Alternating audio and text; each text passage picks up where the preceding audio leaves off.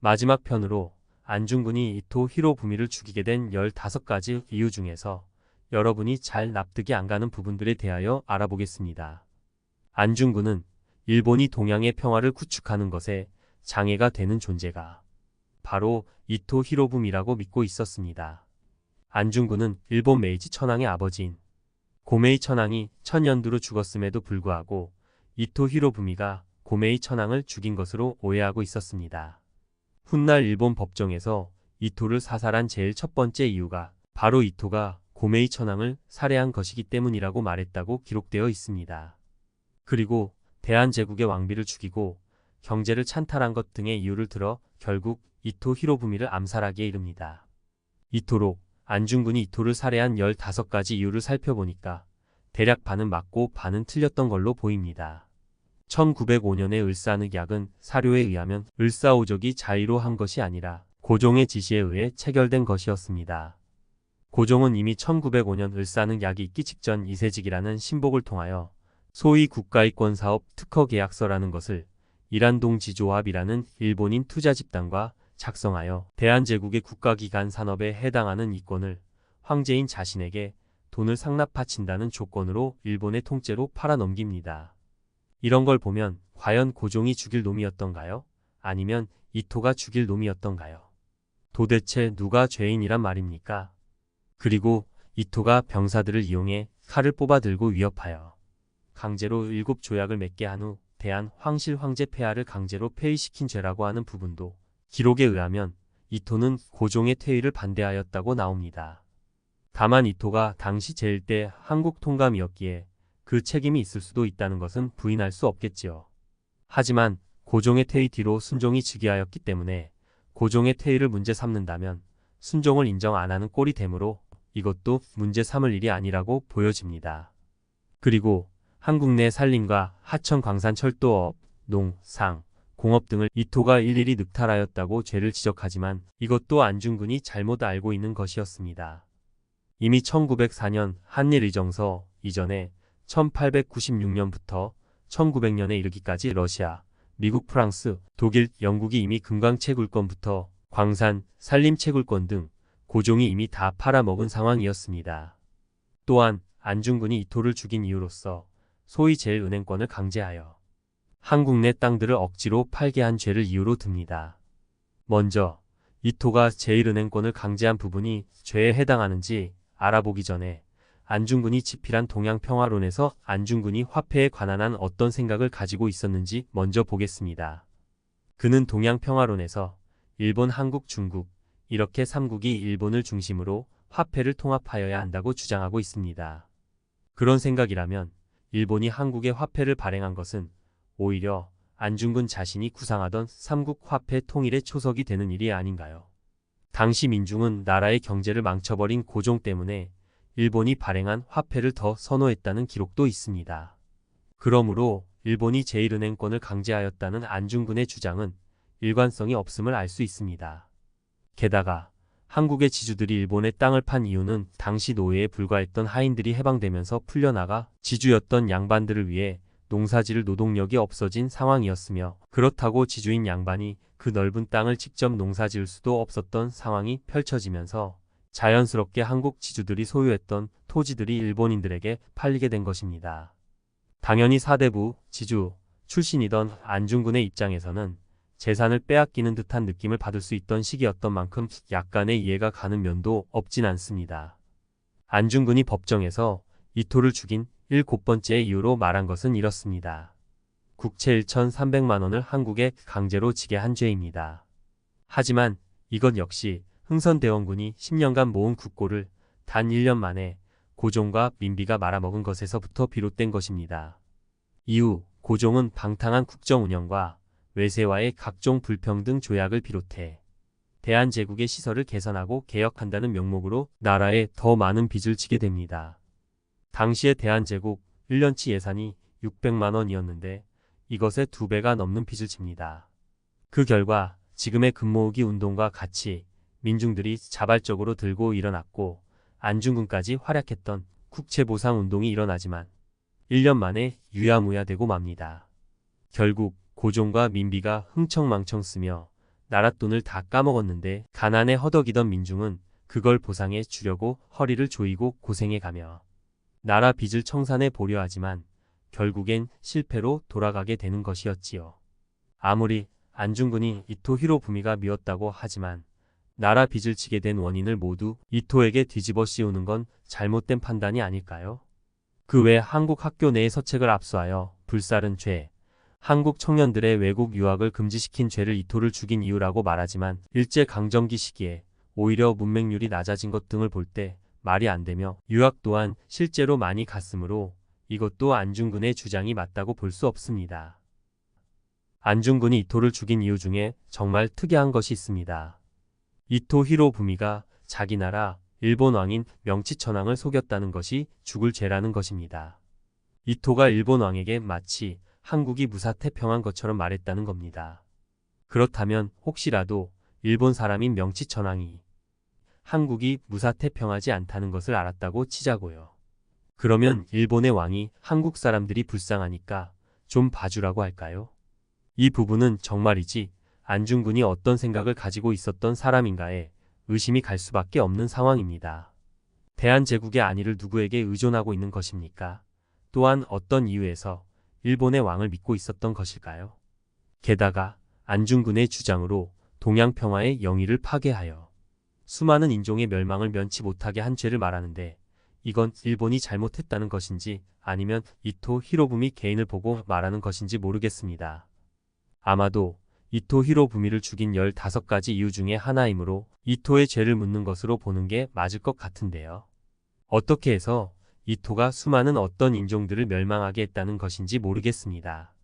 그리고 만약에 이토 히로부미가 아니었으면 한반도 침탈이 없었을까요? 오히려 이토는 보수적으로 한일합방을 미루는 입장이었다는 것을 안중근은 아예 모르고 있었던 모양입니다. 이토 히로부미가 한 말 중에 이런 게 있습니다.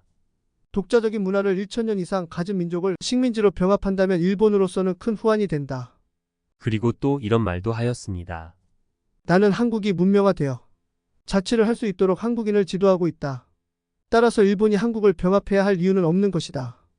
이 외에도 그가 한 말들을 종합해보면 이토는 한국과 일본의 화합을 주도했던 것으로 보입니다. 어쨌든 안중근이 이토를 죽인 이유를 다시 보자면 이토가 동양평화의 영의를 파괴하였기 때문에 수많은 인종의 멸망을 면치 못하게 하였다고 하는데 아무리 이해하려 해도 도대체 무슨 근거로 인종의 멸망이라는 말까지 했는지 잘 모르겠습니다. 과연 이러한 잘못된 정보들은 어디에서 습득한 것일까요? 당시의 국제 정세와 잘 맞지 않던 안중근의 동양평화론은 누구에 의해서 정립이 되었던 것일까요? 붕괴한 안중근의 적개심을 더 높여주기 위해 잘못된 정보들을 주입시킨 것이 누구였을까요? 안중근의 동양평화론을 보면 좋게 말하면 이상주의적이나 상식적으론 철부지 수준의 사고방식을 벗어나지 못합니다. 일본을 중심으로 한 한중일의 화폐 단일화부터 한중일의 군대를 일본을 중심으로 양성하여야 한다는 내용 등을 보면 도대체 일본에 대한 적개심이라기보다는 그냥 이토 히로부미 개인을 미워했던 것으로 보입니다. 안중근은 사춘기 직후 그의 아버지에 의해 가톨릭 학교에 입학해서 프랑스 신부들에게 근대 교육을 받았으며 천주교 세례까지 받았기에 프랑스 신부들과 밀접한 관계였을 것은 분명합니다. 그러므로 프랑스 신부들을 통해 국제 정세의 흐름 등 즉 그가 아는 지식과 모든 정보들은 프랑스 신부들을 통하여 습득받았을 것입니다. 이러한 모든 정황으로 보아 당시의 영국 프랑스 및 유대계, 자본 세력, 게다가 일본의 군부 세력까지 그들의 공통의 적인 이토 히로부미는 마땅히 그 시대 제거의 대상이었던 것입니다. 이에 프랑스 선교사들이 동원되었고 이토 암살을 사주하기에 제일 만만했던 대상이 바로 안중근이었을 겁니다. 가장 의협심이 넘치고 혈기왕성한 나이였으며 게다가 가톨릭 신도였으므로 신부들의 말을 잘 따랐을 것입니다. 그리고 개인적으로 그는 청나라 의사 살해 이후로 죽은 아버지의 3년상을 다 치르지도 못하고 이사 다닐 정도로 상당히 쫓기는 몸이었던 걸로 추정되는 바 이 또한 심정에 상당한 영향을 미쳤을 것으로 보입니다. 여기에 더해 안중근에게는 혁명가 다운 면모도 있었기에 그의 피 끓는 감정을 부추기기에 너무나도 좋은 대상이었을 것이라고 생각됩니다. 당시 모두에게 공공의 적이었던 이토 히로부미가 제거되어야 했기에 이토 히로부미를 대한제국 침탈의 모든 원흉이라고 가르치며 대한제국의 원수를 갚기 위해서는 이토를 죽여야 한다고 프랑스 선교사들에 의해서 가스라이팅을 당한 사람이 바로 안중근이 아닌가라는 강력한 의심을 들게 합니다. 안중근의 거사 당시 한국의 가톨릭에서 프랑스 선교사들과 신자들이 축하회를 개최하였다는 기록이 있는데 이런 것만 봐도 프랑스 선교사들이 안중근의 거사 계획을 미리 알고 있었던 건 아닐까요? 또 단순하게 생각해도 종교인으로서는 이해할 수 없는 것이 사람을 죽이고 자축을 자행하는 행위는 일반 종교인의 정신 상태로는 이해하기 힘든 장면입니다. 다만 가스라이팅을 열심히 한 자신들의 목적이 이루어진 것에 대한 자축으로 보일 뿐입니다.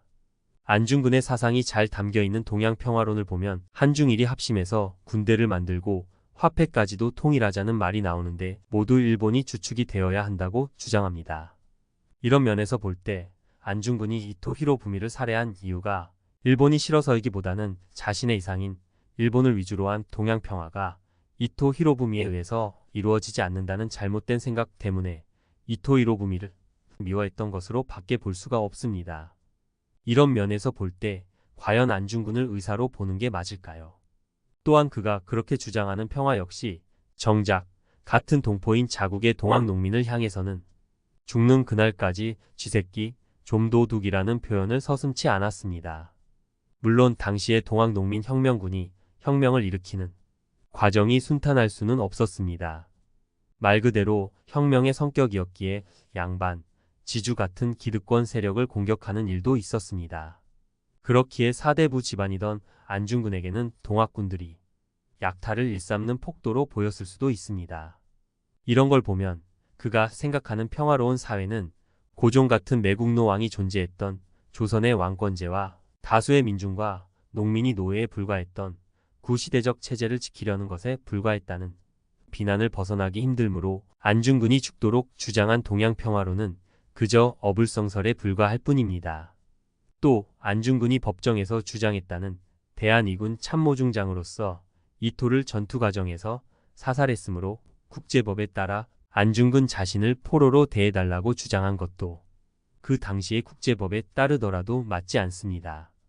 1909년 당시의 대한제국과 일본은 모두 육전조약의 가맹국이었기 때문에 자신이 군인이었다고 주장하려면 그 당시의 전시국제법을 준수했어야 했습니다. 안중근이 의거 당시 자신이 군인이라고 주장하려면 국기와 계급 등을 표시한 휘장이 달린 대한제국의 정식 군복을 입고 있어야 합니다. 그러나 안중근은 대한제국의 정식 군대에 소속된 적이 없었기 때문에 정부에 소속된 정식 군인이 아닌 의병 활동 이상의 대우를 받을 수 없는 것입니다.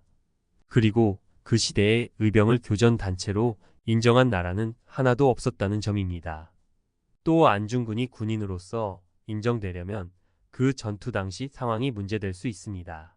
즉, 안중근이 권총을 쏜 교전 상황이 군인 대 군인과의 교전 상황이 아니었기 때문이죠.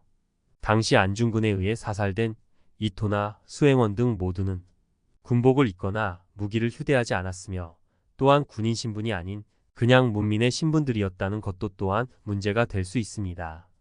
특히 하얼빈역은 적국으로서의 일본이 아닌 중립국 청나라 내 러시아 관리구역으로서 교전지역이 아니었다는 점 또한 문제가 될 수 있는 것입니다.